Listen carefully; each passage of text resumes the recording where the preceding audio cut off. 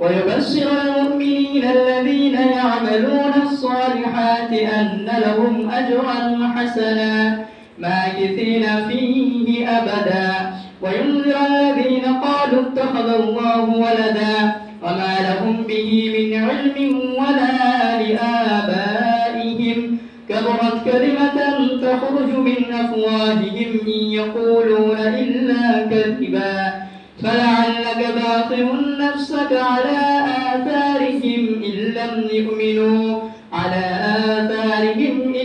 يؤمنوا بهذا الحديث أسفا قاف والقرآن المجيد بل عجبوا أن جاءهم منذر منهم فقال الكافرون هذا شيء عجيب أإذا متنا وكنا ترابا ذلك رجع بعيد قد علمنا ما تنقص الأرض منهم وعندنا كتاب حفيظ بل كذبوا بالحق لما جاءهم فهم في أمر مريج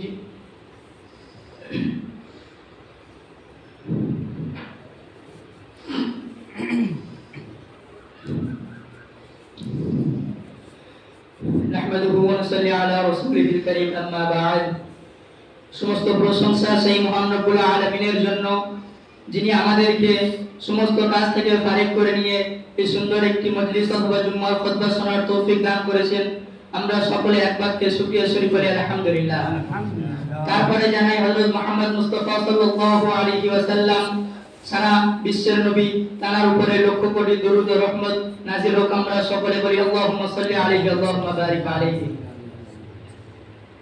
আজ আমি আপনাদের সম্মুখে যে বিষয়টি নিয়ে আলোচনা করতে চলেছি সেই বিষয়টি হলো যাকাত।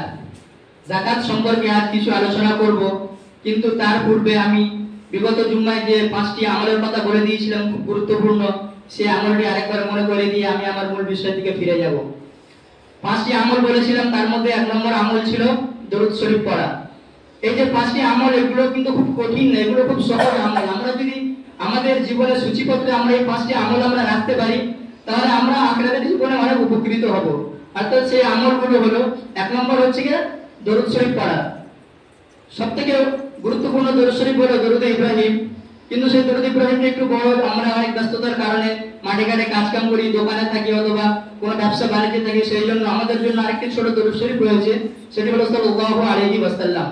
আমরা যদি আমাদের ঘুরতে ফিরতে চলাফেরা করার সময় আমরা যদি দরুদ শরীফটি আমাদের মুখে আমরা বলতে থাকি, তাহলে এর অনেক ফজিলত রয়েছে।